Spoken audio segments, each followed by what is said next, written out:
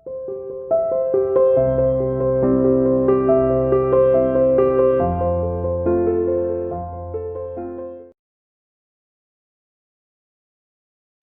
Again बेटा, continuous रखेंगे हम अपना chapter crisis of the democratic order, लोकतांत्रिक व्यवस्था का संकट। ठीक है ना।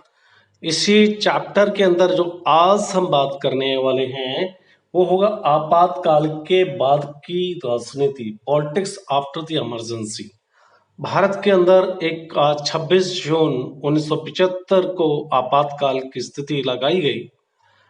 That was the imposition of article 352 जिसकी हम बात करते हैं। और ये परिस्थितियां लगातार कंटिन्यूस लगभग 18 महीने तक देश के अंदर आपातकाल लागू रहा, इमरजेंसी। और जनवरी 1997 के अंदर 1977 के अंदर ultimately the Congress government has decided to go for the election. ठीक है ना। 1977 जनवरी के अंदर कांग्रेस की सरकार के द्वारा ये निर्णय लिया गया कि लोकसभा के इलेक्शन करवाए जाए। लोकसभा के इलेक्शन कराने का मतलब अपने आप में रिस्टोरेशन ऑफ डेमोक्रेसी, प्रजातंत्र का दोबारा से रिस्टोर हो जाना भारत में, उसकी तरफ था। इलेक्शंस के लिए कौन सी परिस्थितियां हुई कि उनको कांग्रेस को उस टाइम मजबूर किया गया कि वो इलेक्शन कराएं देश में। लेकिन ऐसा देखा गया है जितने भी डेमोक्रेटिक कंट्री है, प्रजातांत्रिक देश हैं, आज के दिन अगर देखा जाए तो उनका एक साइकोलॉजिकल प्रेशर रहता है किसी भी प्रजातांत्रिक देश में अगर कोई अनडेमोक्रेटिक रूप से शासन को हथियार के रखते हैं तो। ठीक है ना। तो हम उस वक्त की तो बात नहीं कर रहे हैं, लेकिन आज की परिस्थितियों में इट हैज बीन एक्सपीरियंस्ड। तो फिर 1977 के अंदर ये डिक्लेरेशन होती है कि भाई चुनाव होने वाले हैं, and ultimately it has been decided to conduct elections in March 1997। 1977 की जनवरी में इलेक्शन के घोषणा हो जाती है और मार्च 1977 में इलेक्शन देश में लोकसभा के इलेक्शन होते हैं। लेकिन उससे पहले भी कुछ घटनाएं होती हैं। The political leaders and the activist, ठीक है ना, जो भी राजनीतिक दल के नेता और जो कार्यकर्ता एक्टिविस्ट हैं, उन वो जो जेल के पीछे सलाखों में डाले गए थे उनको भी रिलीज कर दिया गया। बट ये जनवरी के अंदर रिलीज करना और मार्च में अचानक एक तरह से लोकसभा के इलेक्शन करा देना, ये कहीं ना कहीं अपोजिशन पार्टी के लिए ये एक ऐसा वक्त था, अपोजिशन पार्टी को, यानी कि एक चुनाव के लिए जो प्रिपरेशन चाहिए, साइकोलॉजिकल प्रिपरेशन, या फिर ग्राउंड में उतर के जो कैंपेन करना होता है, चुनाव से पहले प्रचार किया जाता है, पार्टी मतदाताओं को अपने पक्ष में रिझाने के लिए जो भी मैनिफेस्टो डिक्लेरेशन लेके जाती है, वो टाइम बहुत कम मिला, क्योंकि सरकार तो सत्ता में थी, वो किसी ना किसी तरह से अपने वोटर से उनको प्रभावित कर ही पाई होगी, क्योंकि उन्होंने जो भी उनके प्रोग्राम्स जो वेलफेयर के लिए लाने की जिसकी बात कर रही थी, उनको सरकार को कोई रोक नहीं सकता था, सरकार ने जो कुछ किया होगा। बट फॉर इमरजेंसी पीरियड में अपोजिशन पार्टी के लिए बड़ी एक अलग तरह की परिस्थितियां बनी हुई थी। तो उसके बाद की परिस्थितियों के बारे में हम बात करते हैं कि how the opposition took this elections. ठीक है ना। अपोजिशन पार्टी ने इस चुनाव को किस तरह से लिया। अपोजिशन पार्टी के पास जो सबसे बड़ा मुद्दा था that was of saving the democracy. ठीक है ना। भारत के अंदर प्रजातंत्र को खतरा है, पॉलिटिकल पार्टीज कुछ भी बोल देंगी और चुनाव जीतने के लिए बहुत सारे हथकंडे अपनाते हैं, ये सब आप भी जानते हो। ठीक है ना। लेकिन उस टाइम जनता दल एक पार्टी है और जिसको लीड करने के लिए जो जितने भी अपोजिशन पार्टी हैं वो सभी एक साथ आ गई, और purpose only to defeat the Congress in this election, यानी कि एक नॉन कांग्रेस सरकार देश के अंदर बनना चाहिए, और इसको लेके all the parties come closer, and even a pre जो इमरजेंसी से पहले की परिस्थितियां थी उसमें भी सभी अपोजिशन पार्टियां एक साथ थी, जैसा कि हमने बात भी की थी इसके बारे में। लेकिन अब ये on the eve of elections, अब ये चुनाव का वक्त है, अब फिर दोबारा से सभी पार्टियां एक साथ आ गई हैं, ठीक है ना।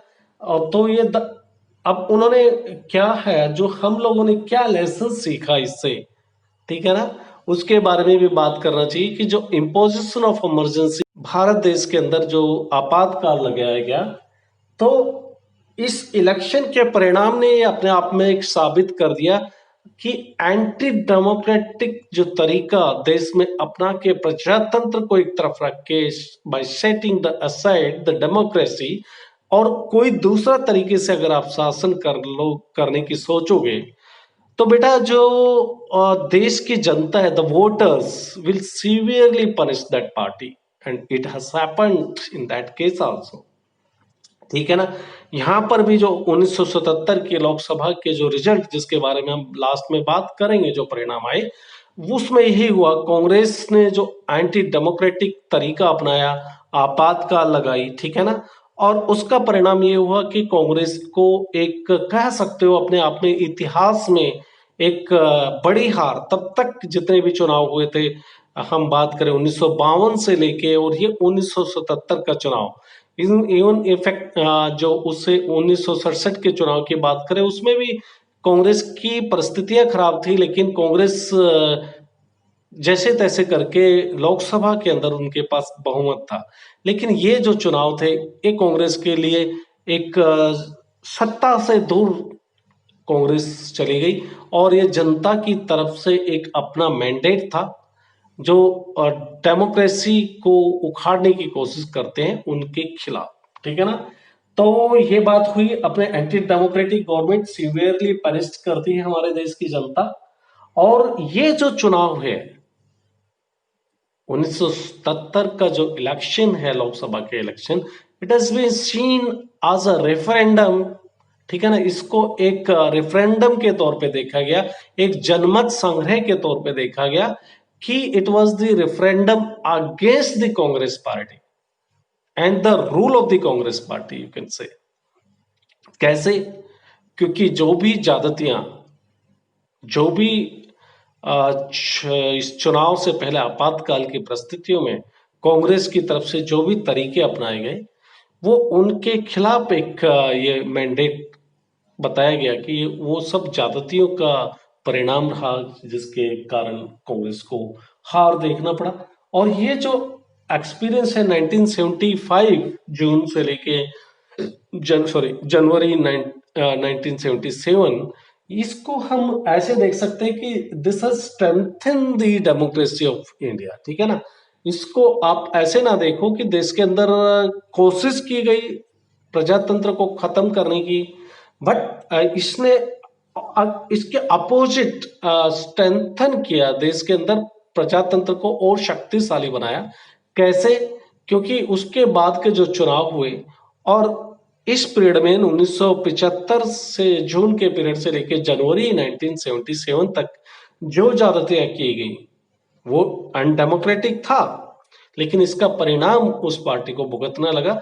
तो कहने का मतलब यह हुआ कि जो मत लोगों ने दिया, जो विचार जो प्रकट किया अपने वोट डालने के थ्रू, वो एक पनिशमेंट था, जिन्होंने अनडेमोक्रेटिक तरीके से देश के अंदर सरकार चलाई।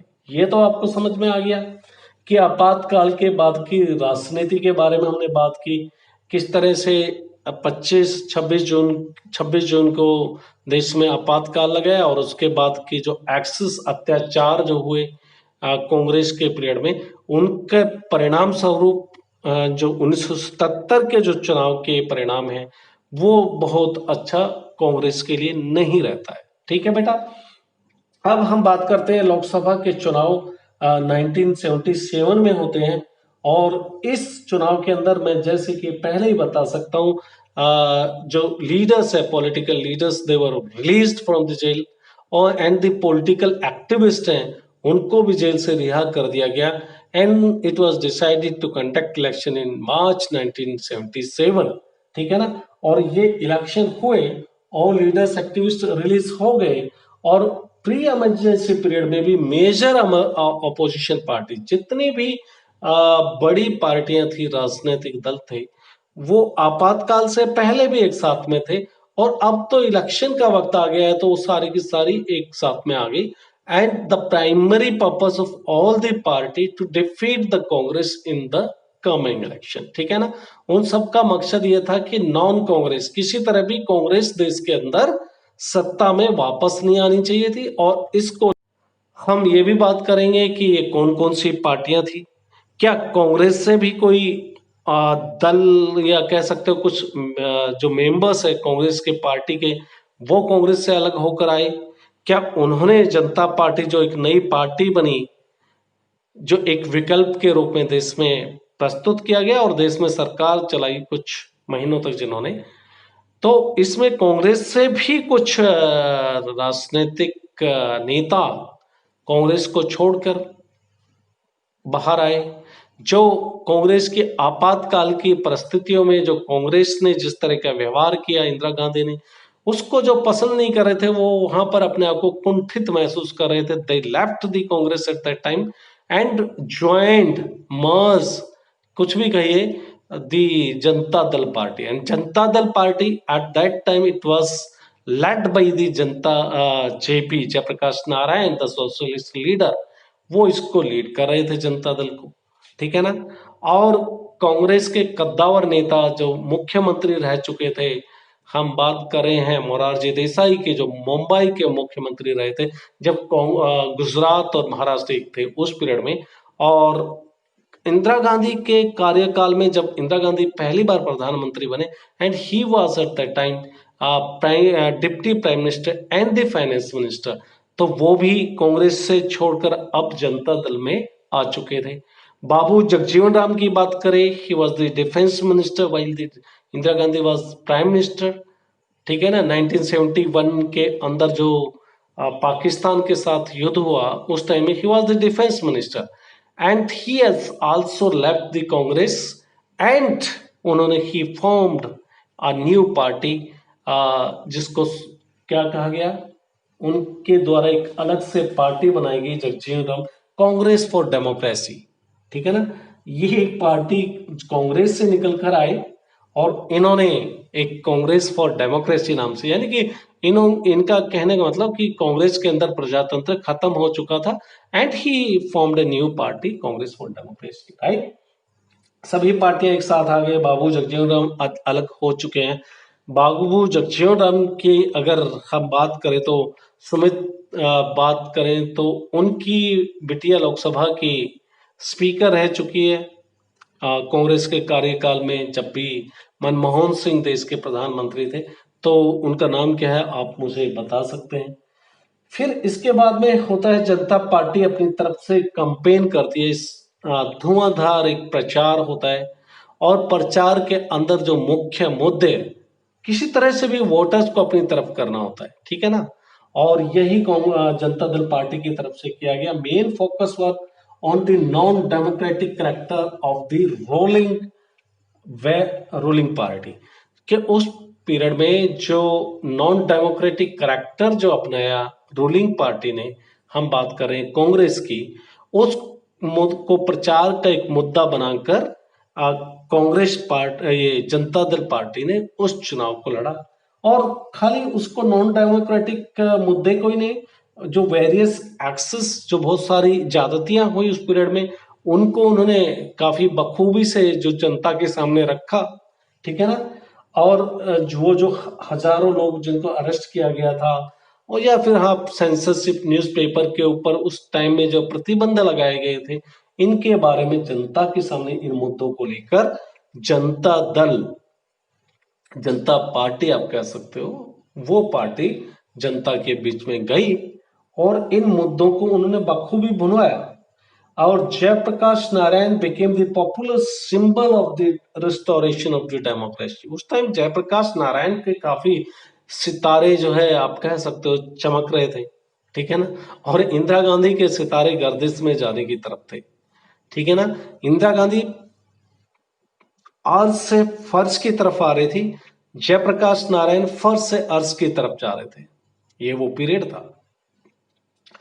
तो जयप्रकाश नारायण के नेतृत्व में जनता दल ये चुनाव लड़ते हैं, जिसके अंदर बखूबी एंटी डेमोक्रेटिक कैरेक्टर जो कांग्रेस पार्टी का था, या फिर जो एक्सेस इसके टाइम में हुई, या फिर हम बात करें कि सेंसरशिप को लेके, ये सभी मुद्दों को लेकर पार्टी जो है चुनाव के अंदर गई।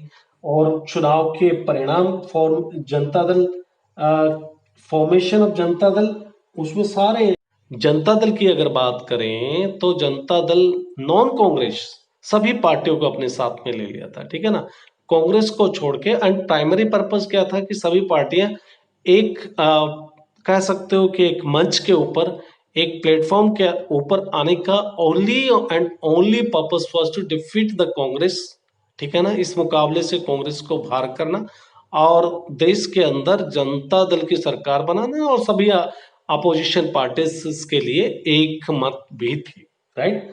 चुनाव के परिणाम की अगर हम बात करें कि जो जो चुनाव के परिणाम क्या रहते हैं, वो जरूर अपने आप में बड़े इंटरेस्टेड है, देखने की जरूरत है।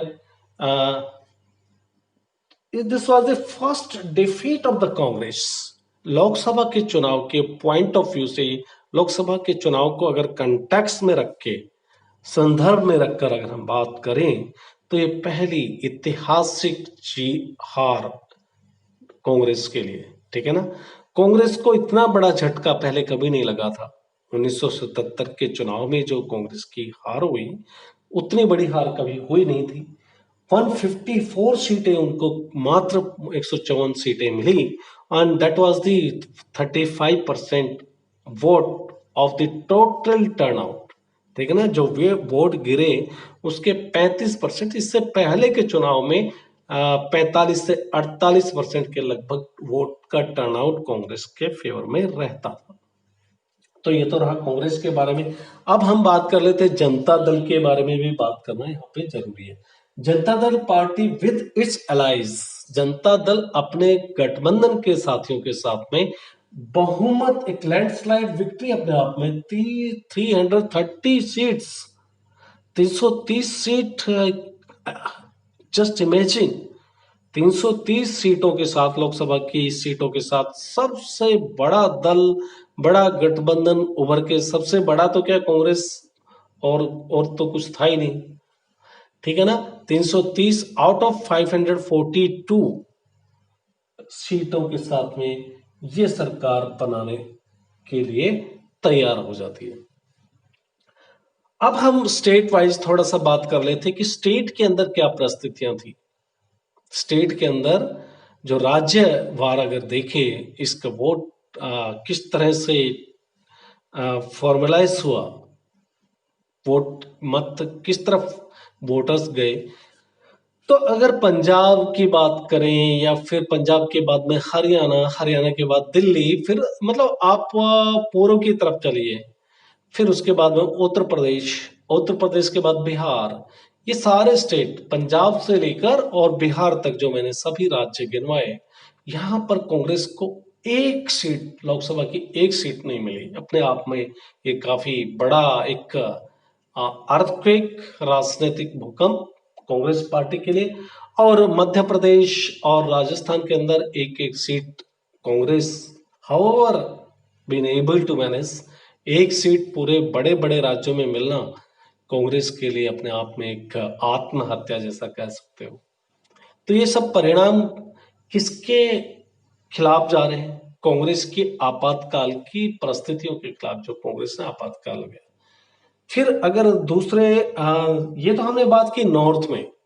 नॉर्थ में डिफीट के क्या क्या कारण है? Why the Congress was defeated in the north state. जितने भी उत्तरी भारत के जो राज्य हैं, वहां पर क्यों कांग्रेस को हार का सामना करना पड़ा? राजस्थान, मध्य प्रदेश, हमने बात की पंजाब से लेके हरियाणा, हरियाणा के बाद में दिल्ली, और दिल्ली के बाद में उत्तर प्रदेश, बिहार, ये सारे उत्तर भारत के राज्यों के अंदर कांग्रेस को हार का मुंह देखना पड़ा। कारण साफ है कि जितने भी एक्सिस अत्याचार जो कांग्रेस की तरफ किए गए, कांग्रेस की तरफ से किए गए थे इमरजेंसी के पीरियड में, वो इन्हीं राज्यों के ऊपर हुए, क्योंकि ये दिल्ली के आसपास के राज्य थे। वहीं अगर साउथ के अंदर देखें तो कांग्रेस अपना वर्चस्व कहीं ना कहीं थोड़ा बहुत रखने में काम रही, और स्वीप विक्ट्री भी कहीं कहीं पर उन्होंने हासिल की है, ठीक है ना।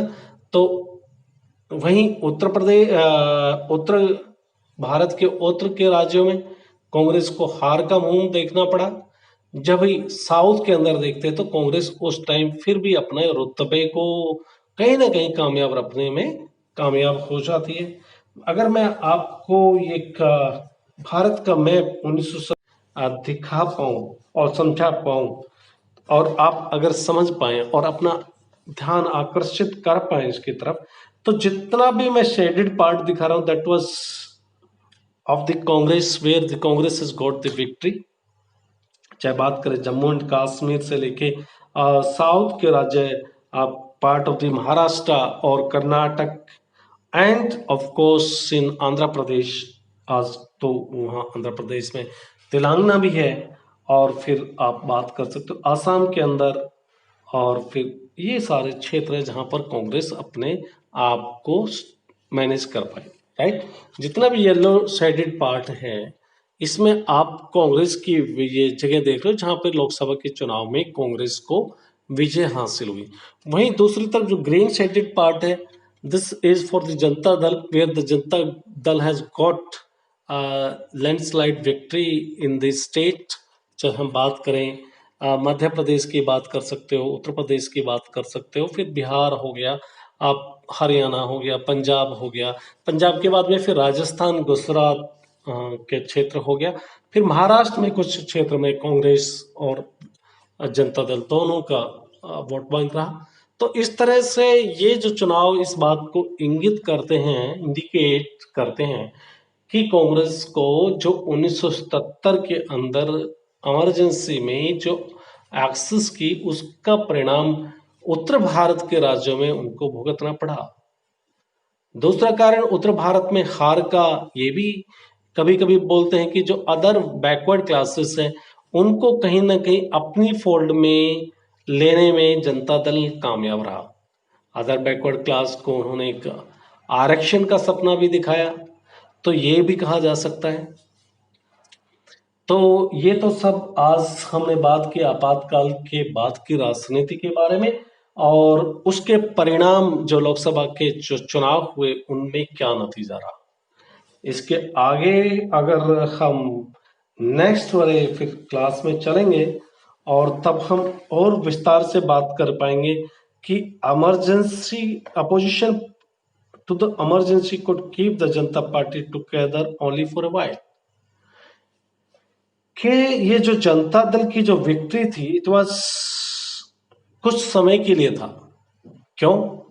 क्योंकि जो अपोजिशन पार्टी हैं सारी इकट्ठी हुई थी सिर्फ इमरजेंसी के अत्याचारों को लेकर, लेकिन कुछ पीरियड के बाद में जनता पार्टी के पास में कोई डायरेक्शन नहीं थी, lacking of the direction in the common minimum programmes. इनके पास कोई प्रोग्राम्स भी नहीं थे, ठीक है ना। Janata party government could not bring about a fundamental change in the policies from those pursued by the Congress. अब ये जनता दल की सरकार है, ऐसा कोई चेंजेस नहीं ला पाई जो कांग्रेस जो कर रही थी उससे हटके उसने कुछ नहीं किया, ठीक है ना। और जनता दल पार्टी का फिर विभाजन भी हो जाता है। जनता Dal party split and the government which was led bye Morarji Desai lost its majority in less than 18 months. Morarji Desai उस टाइम देश के प्रधानमंत्री थे और जनता दल का विभाजन हो जाता है। वो जनता दल जो जनता दल बात करती थी 335 मेंबर ऑफ लोकसभा जिनके पास में थे, आज वो जनता दल विभाजन के कगार पे आ जाती है। अनदर गवर्नमेंट फिर उसके बाद में हेडेड बाय द चरण सिंह, इसके बाद में चरण सिंह देश के प्रधानमंत्री बनते हैं, ठीक है ना। अब चरण सिंह की सरकार कितने दिन रहती है उसके बारे में भी बात कर लेते हैं। चरण सिंह ने भी कांग्रेस के सपोर्ट से, कांग्रेस ने उनको समर्थन दिया, बट कांग्रेस के ऊपर कभी फेद नहीं किया जा सकता। कांग्रेस जो सपोर्ट देती है most of the time it gives the outsider support, ठीक है ना। और ये आउटसाइडर्स जो सपोर्ट है कि इसका मतलब ये हुआ कि उनके मेंबर ऑफ पार्लियामेंट वो मंत्री नहीं बनते हैं, और मंत्री नहीं बने तो कभी भी वो they withdrew the their support. वही हुआ अल्टीमेटली चरण सिंह से इन्होंने अपना letter decided to withdraw this post with the result Charan Singh government could not remain in the power for just about 4 months। ठीक है ना, 4 महीनों तक ही चरण सिंह कांग्रेस के सपोर्ट के साथ देश की सरकार को चला पाए। देश के प्रधानमंत्री 4 महीने बने रहे बस। 1980 में चुनाव होते हैं लोकसभा के, फिर दोबारा से, विच जनता पार्टी सफर्ड ए कॉम्प्रिहेंसिव डिफीट। इस चुनाव में जनता पार्टी को एक बहुत बुरी हार का सामना करना पड़ता है, स्पेशली नॉर्थ इंडिया, जहां नॉर्थ में वो जीत कर आई थी, ठीक है ना, 1977 के चुनाव में, और 1980 के लोकसभा चुनाव में वही कांग्रेस बुरी तरह से हारती है। कहां पर? पूरे उत्तरी भारत के अंदर। और फिर दोबारा से Congress party lead by the Indira Gandhi nearly repeated it's great victory, ठीक है ना, इन 1971। और जो 1971 के चुनाव में जो चुनाव के अंदर जो रुतबा कांग्रेस ने